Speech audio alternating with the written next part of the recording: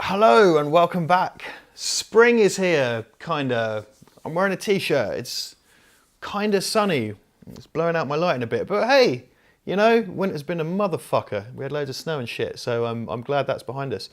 This is another instalment in my wonky dramas that happened at work series. I'm going to run out of these, but you know, I worked in schools and I worked in the hotel game for a very long time, so you know, lots of wonky shit happens. This is a story all about how my life got turned upside down. It isn't that, actually. This is a story about how I had to stop a drunken fiend dropping his daughter off a balcony. Or, no, I didn't stop it. Well, let's get into it.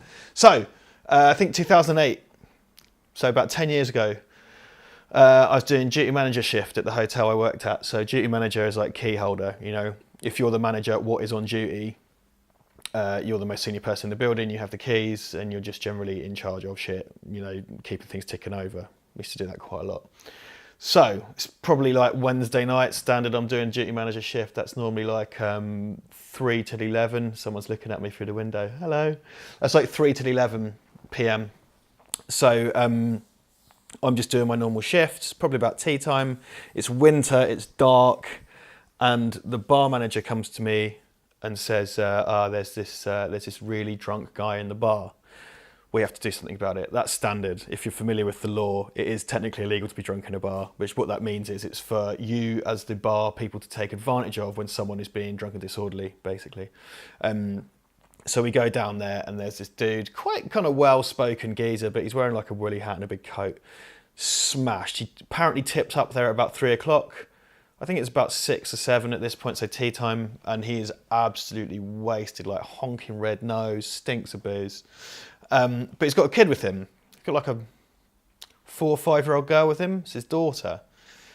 It's a bit like, okay, well, this is a bit sketchy, but all right. So me and the bar manager, we take him outside, we lead him outside, and we're like, right, you know, you can't be in here.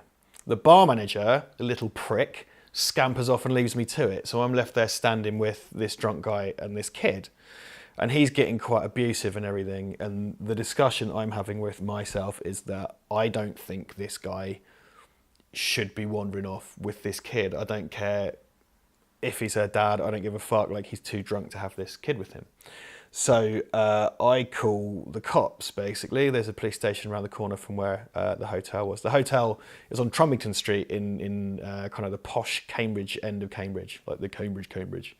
And so after lots of fannying about, because the copper can't find me, the copper turns up to kind of assess the situation. I didn't necessarily think anyone was getting arrested, but I've got the welfare of this little kid in mind.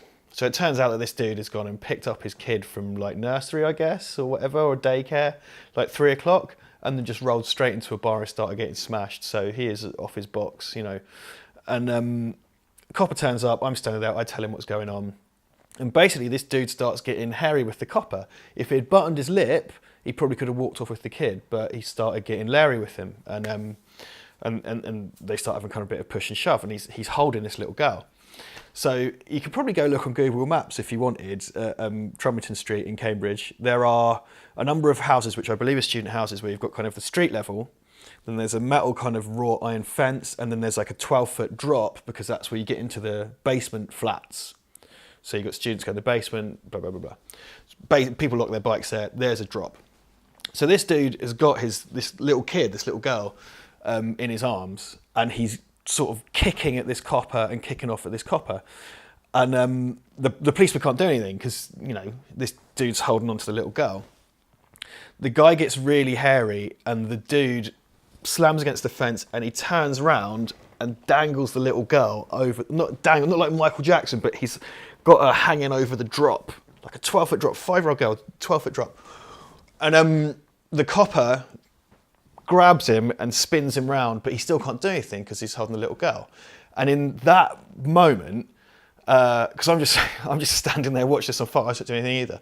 The little girl just turned round and put her arms out to me like that. And I, you know, if you know me, like, I'm shit with kids. I don't know what I'm doing. Like, I'm awful.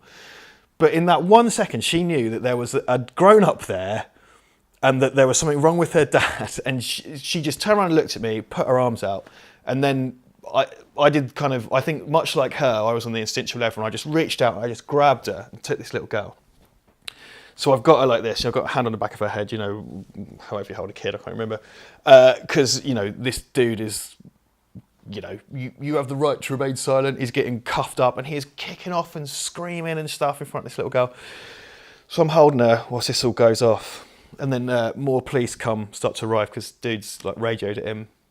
And then Rebecca, my friend Rebecca, the housekeeping manager, she came out, thank fuck. Because I was just holding this kid and I just didn't know what to do with this kid.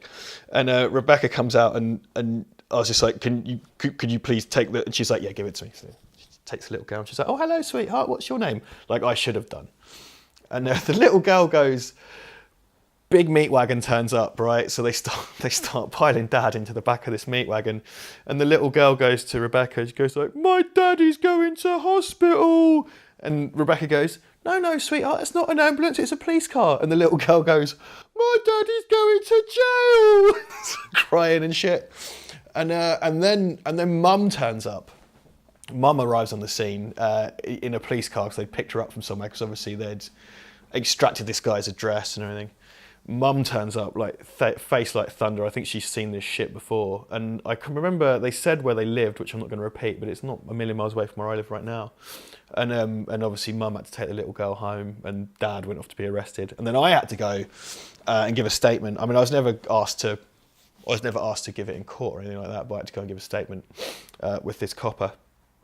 And yeah, that's the time when I was working and someone nearly dropped a little girl off a fucking giant drop. It was really scary. And it was 10 years ago, so I sort of wonder, that kid is probably 14 or 15 now, she'll be finishing school and stuff.